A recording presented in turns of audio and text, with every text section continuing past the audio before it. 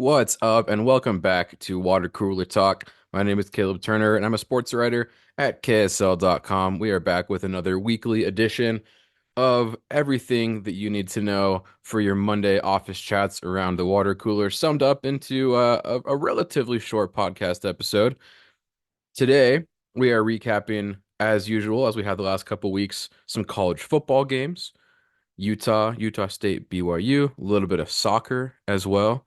We've got our winners and losers segment that I started up last time. We're going to be diving into that as well to talk a little NFL as well there, and some Cougars and other local talents in the pros. And then I'm gonna also tack on a little extra thing at the end that I've been wanting to do, which is the little stock up, stock down price check with some different players that I think you should buy early on, and that I think their stock could go up. So to start things out with some recaps, makes it a little easier that two of our in-state teams played each other this weekend. University of Utah Utes going up to Logan, Cache Valley to take on the Utah State Aggies. The Battle of the Brothers, as they call it, up there at Maverick Stadium. And it was a fun one. Close one to start. I'll dive into this one a little bit more later on in our winners and losers shout outs, but Utah State got out to an early lead, 14 to 3. And then the Utes kind of came alive. Ended up winning the game 38 to 21 to maintain their number 12 spot in the AP Top 25. They will remain one of the top teams in the nation, leading the Big 12 in the rankings, and looking to continue their good start at 3-0, getting Cam Rising back at quarterback next week. Luckily, it sounds like it will not be like last year when they went into every week not quite knowing if he'll be able to play. Sounds like they sat him this week, but with the expectation that he will indeed be playing next week. Isaac Wilson playing in his stead, starting his first game, youngest start in Utah history. Very similar to his brother Zach, who was the youngest starter at BYU. And we'll talk a little bit more about that later as well, of kind of how these two brothers are comparing early on in their careers. Moving on down a little bit, actually, this time it was moving out a little bit north and a little bit east. The Cougars of BYU were out in Laramie, Wyoming, taking on the Cowboys, and BYU took away the win in the third most played rivalry in the Cougars football history behind Utah and Utah State. It was the Cowboys. And they got the edge in this one, 34 to 14 in Laramie on the road. Cougars also start the season 3-0. So both the Utes and the Cougars 3-0 to start the season. Should make things even more interesting as we dive into Big 12 play. And then, of course, the meeting, the Holy War meeting between these two teams on November 9th. We've got obviously several games to go before that, but building up to be a fun one that we played in Salt Lake City later this fall. Going over to soccer a little bit, Real Salt Lake was on the road in Houston, where they have struggled mightily in recent years to win games, and actually luck recently to even not lose, come up with a draw. I know that Real Salt Lake Communications manager, Vice President Trey Fitzgerald will not be very happy for me to be saying that it is 5 losses in a row in Houston, because technically one of those was a penalties loss, which in the stats officially counts as a draw. But, it's the playoffs. One team has to win, one team has to lose, and they lost the shootout, so I'm going to count it. RSL ends up losing that game in Houston last night, Saturday night, 4-1 in disappointing fashion, even with their star striker Chicho Arango returning to the pitch after a brief injury absence with a little bit of a hamstring tweak. RSL struggling that one to keep the goals out of the net. Gavin Beavers, the 19-year-old goalie for RSL, I think I mentioned him maybe previously on our first episode. He got his second consecutive start for Real Salt Lake, which was a first for him. Usually he'd kind of been trading off with the other starter, Zach McMath. But after a clean sheet in their last game, head coach Pablo Mastroeni decided to stick with Beavers. And unfortunately for the teenager, lets in 4 goals, which is not what you want as the goalie, not what you want as the team or the coach in general. But luckily they get a quick turnaround, RSL coming back home for a two-game homestand that starts this week on Wednesday. So more on that in a bit. Utah Royals, the women's team, were here in Sandy at America First Field, facing the San Diego Wave, which was the former team of Alex Morgan. But she retired last week, so Alex Morgan was not here.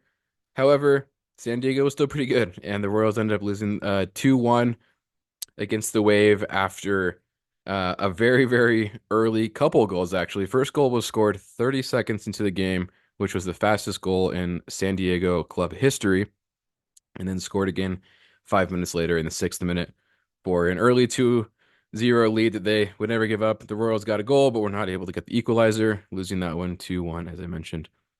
And before we get into winners and losers, which we'll touch on some of those games that I just mentioned, we're going to look ahead real quick to what's coming up next week. Starting with soccer, as I mentioned, RSL gets a quick turnaround.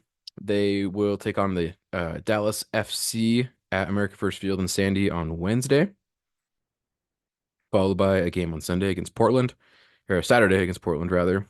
And then the Royals will be on the road at Gotham FC out there on the East Coast in New Jersey on Sunday. For football, Utah will stay on the road, though their last game wasn't too far away. Next one will be a little further away, Oklahoma State. This will be a top 15 matchup. Number 12, Utah at number 14, Oklahoma State. And that should be a good one, good early test for the Utes there against a Big 12 opponent. Utah State also on the road, heading out to the East Coast, Philadelphia to take on Temple on Saturday. And BYU will be staying here at home in Provo, welcoming number 13, Kansas State, who has looked very, very good. They gave Arizona a good whopping yesterday or Friday, whenever that was. So really, really big early challenge for the Cougars. Two big tests for both BYU and Utah to see if they can move to 4-0 on the season.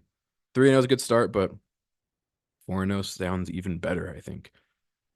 So moving on to our winners and losers of the week. Got to start out with the Cougar, actually. With our winners, big shout out to Keelan Marion. I should have mentioned this in the recap, actually, as well, because it was a major impact in that game out in Wyoming, in Laramie. 100-yard kickoff return for a touchdown, Keelan Marion. Special teams play, love to see it. I've mentioned punters on this podcast before. Kickoffs, fun as well. And it's not very often that you get to see a kickoff returned for a touchdown. And at that, the entire length of the field, one end zone to another, 100-yard kickoff return. So shout out Keelan Marion. You definitely get into our winner slot because you got that, and you also got to win the game. So big win there. Another individual shout out to one of our local soccer stars, Allie Sentner, plays for the Utah Royals, came out of University of North Carolina. She was the number one draft pick in the NWSL draft last year. She is currently away from Utah playing with the U.S. under-20 women's national team. They're in Colombia playing in the under-20 World Cup. And then they had a quarterfinal game Sunday night down there in Colombia against Germany. Germany, obviously, powerhouse in soccer across the board. Very, very good soccer players out there. And U.S., thanks in large part to Ali Sentner, came away with the win on penalty kicks to advance to the semifinals of the under-20 World Cup.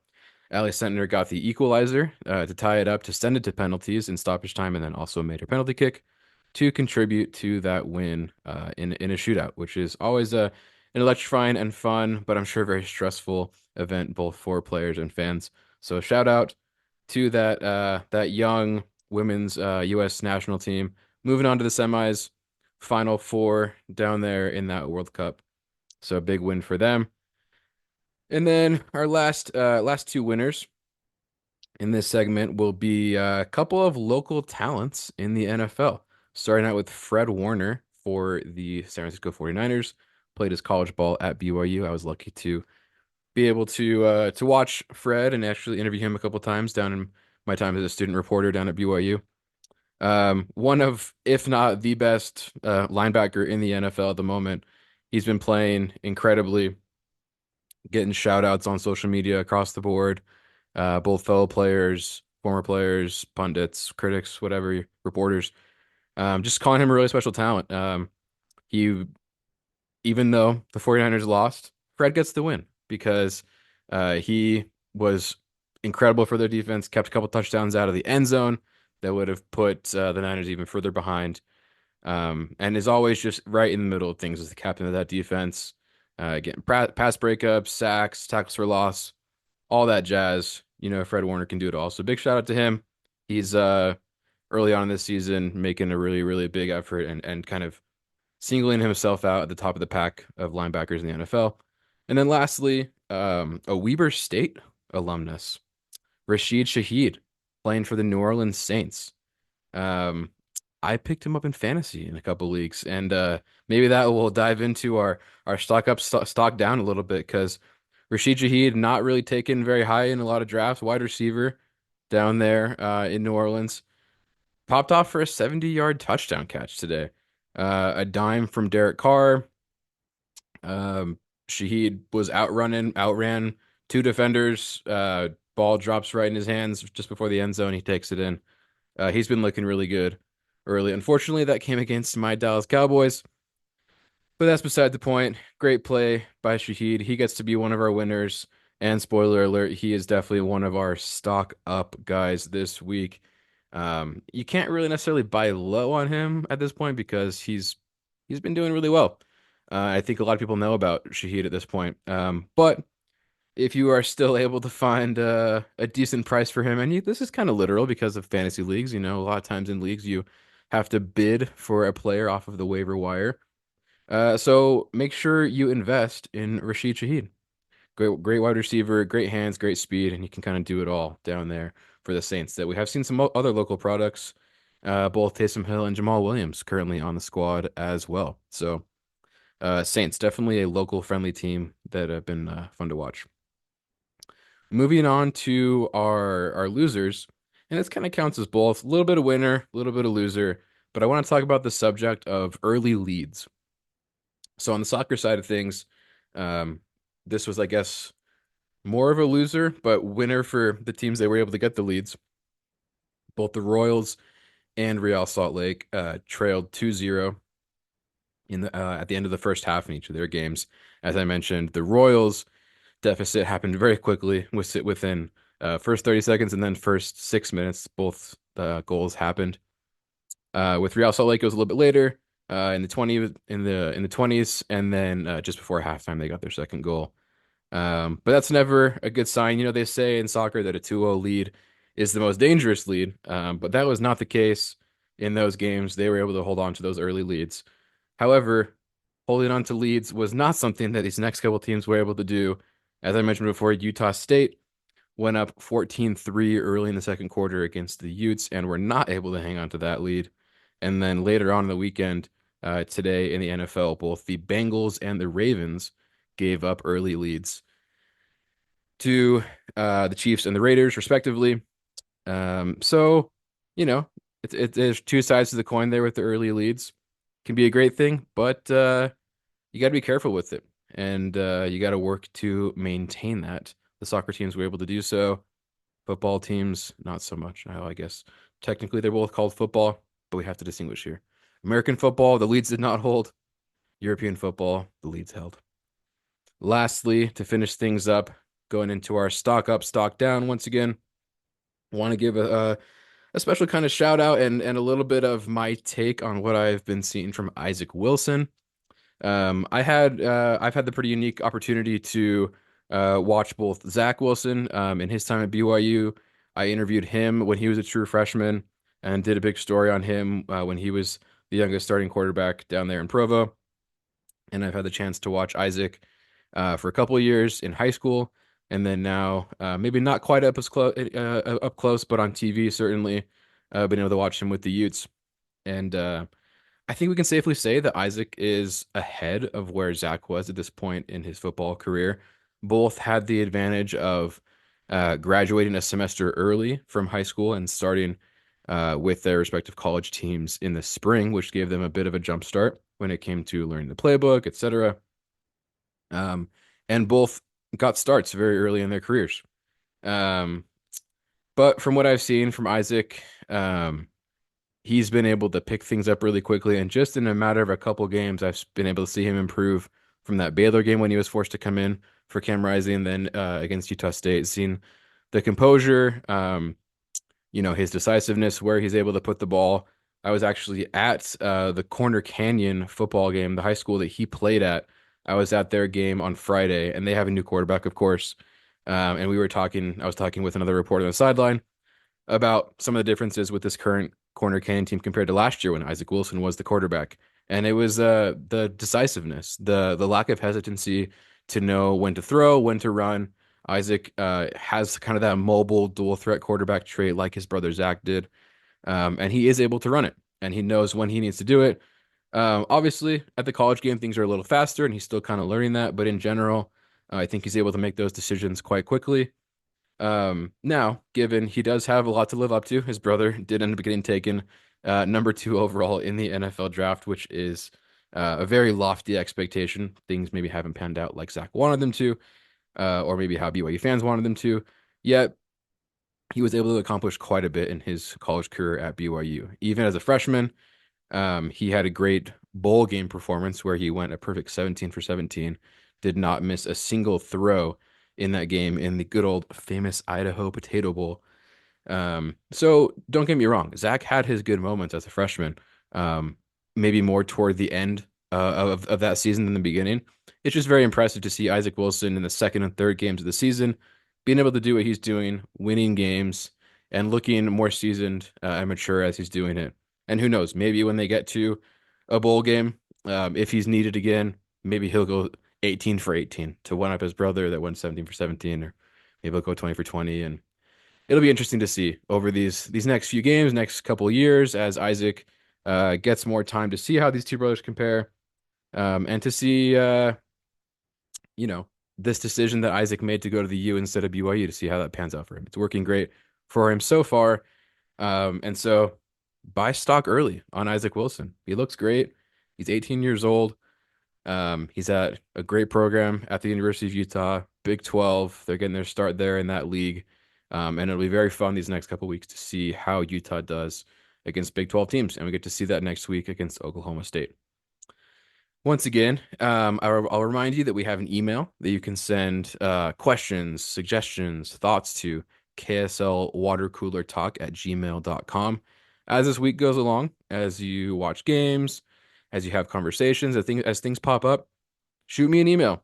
Let me know what you guys are thinking about, what you would like to hear about, so that I can make these episodes a little bit more informative and a little more helpful for you as we all try to navigate our conversations with friends, loved ones, maybe not so loved ones, debates, whatever it might be on the topic of sports.